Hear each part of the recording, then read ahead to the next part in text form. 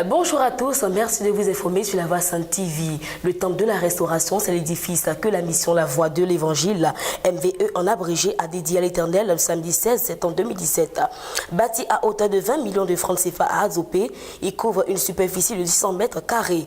Le président de la mission, l'apôtre Ouekessi Stanislas, avec une forte délégation de pasteurs, d'autorités administratives et coutumières, ont tenu à être témoins de cette action.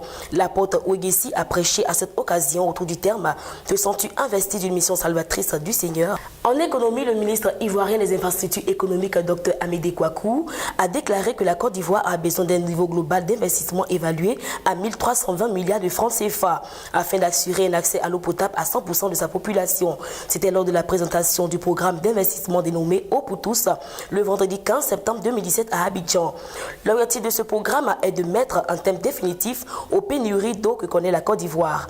D'autant que la première phase de ce programme Eau pour tous s'étend de 2016 à 2020. Ce sont 200 milliards de francs CFA qui seront investis dans la construction de 200 châteaux d'eau et de 8000 pompes villageoises.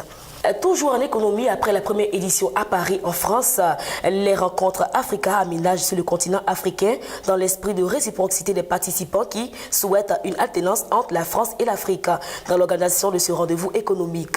Abidjan abritera du 2 au 3 octobre 2017 la première étape de la deuxième édition de les rencontres Africa, qui verra la participation de centaines de dirigeants d'entreprises africains et français à ce rendez-vous d'affaires. Pour l'édition 2017, les rencontres Africa se dérouleront dans 3 capitales d'Afrique, notamment à Abidjan les 2 et 3 octobre, en Tunis du 5 au 6 octobre, ainsi qu'en Nairobi également du 5 au 6 octobre 2017. Les rencontres Africa 2017 constitueront une des plus grandes et importantes conventions d'affaires jamais organisées en Côte d'Ivoire. Le ministre Amadou Gon Coulibaly, à la tête d'une forte délégation ministérielle, s'est rendu sur le site sinistré du marché d'Abobo. Il a apporté ainsi le soutien du gouvernement à quelques 2000 commerçants victimes de l'incendie qui a ravagé ce marché dans la nuit du dimanche à lundi dernier. Hors de nos frontières, au Mexique, près de 200 personnes ont péri mardi 19 septembre 2017 à la suite d'un puissant séisme de magnitude 7,1 qui a frappé le centre du Mexique et causé l'effondrement de plusieurs immeubles dans la capitale Mexico. À ce stade, on dénombre 217 morts, dont 86 dans la ville de Mexico. La télévision locale a annoncé que de nombreuses personnes étaient susceptibles de se trouver sous les décombres. Des centaines de secouristes ont tenté d'extraire des survivants, d'autant que Popocatépetl est entré en éruption au moment du séisme à 70 km au sud-est de Mexico.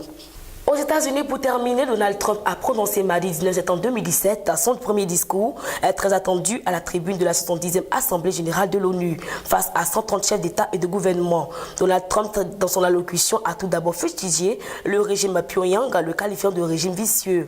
Il a menacé de le détruire totalement. Par ailleurs, Donald Trump a exposé sur l'accord nucléaire conclu avec l'Iran. La situation sociopolitique au Venezuela. Au sujet des réformes, Donald Trump a évoqué les dysfonctionnements internes de l'ONU et il a interpellé les nations à plus de patriotisme. Voilà, c'est tout pour ce flash. Merci d'avoir été en notre compagnie. Que Dieu vous bénisse. Shalom chez vous.